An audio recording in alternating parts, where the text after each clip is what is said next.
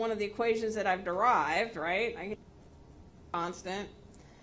We know our initial position minus our final position is going to equal 0 because that's stated in the problem. I've got an initial velocity and t, and now I have my 1/2, my constant acceleration t squared. So odds are I'm solving for t, so I'm going to go ahead and use my quadratic formula. And I'm just going to write it out in its general form because it'll be helpful later on. Just a sec.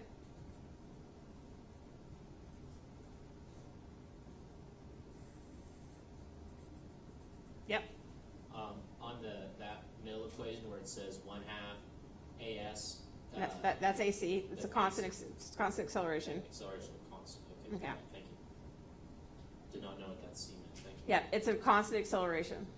Okay. So it does not, in this case, it doesn't change, but in dynamics, the acceleration can change. The dynamics acceleration can change. We may or may not have a constant acceleration. Yeah, that's a quadratic formula. Huh? So that's a quadratic formula. Yeah, that's quadratic formula right there. So that's 0. So now we can plug in our numbers, right? So I'm going to end up with t is going to equal minus my initial velocity plus or minus the square root of the initial velocity squared plus or minus 4 my acceleration divided by 2 times 0 because my c is 0 divided by 2 times my acceleration divided by times 2. So now I can get that. I get minus v plus or minus v divided by a, which is going to give me my two solutions of 0 minus v over 2a. This is when we start. This is the one we're really after, so we have to make up that assessment. So now I end up with a minus 2, 15 meters per second divided by minus 9, that being 3.06.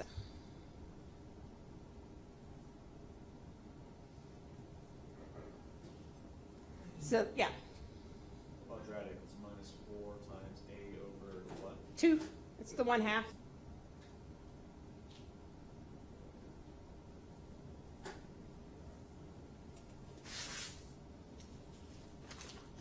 now it's just kinematics. That was just straight kinematics. It's like chapter 4 back in physics. You got it.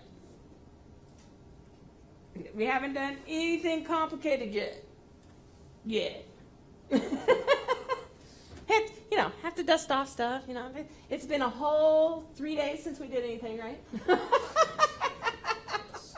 like forever. No, it doesn't. It's been a whole 3 days. Okay. All right, so now we're going to do a rocket problem. This happens to be problem 12-18. So if you actually want to go in and read the problem, it happens to be 12-18. What was the other problem? I don't remember. I've been pretty good in my notes actually writing the problem numbers down, but not that one. It's okay. All right, so we're given a rocket. And so our rocket is actually, in this case, the acceleration is given by 6.02 s. No longer have constant acceleration. Okay, no longer have constant acceleration. So you're going to have to go through and figure out which way you're wanting to get there. And the way this problem is working towards is we want to know the time that it takes, time to reach 100 meters.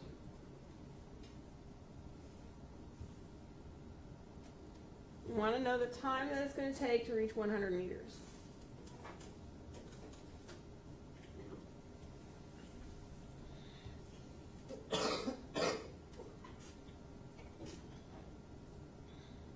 So I'm going to end up doing two different equations, okay?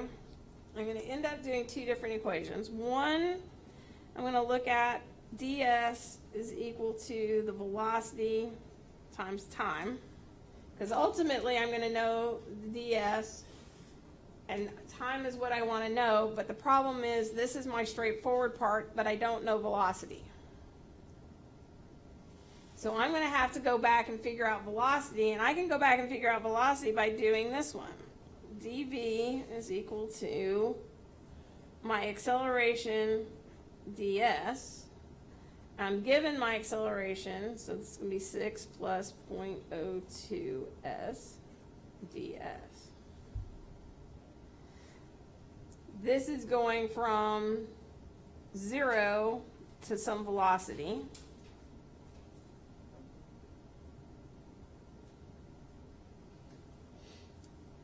And this is going to go from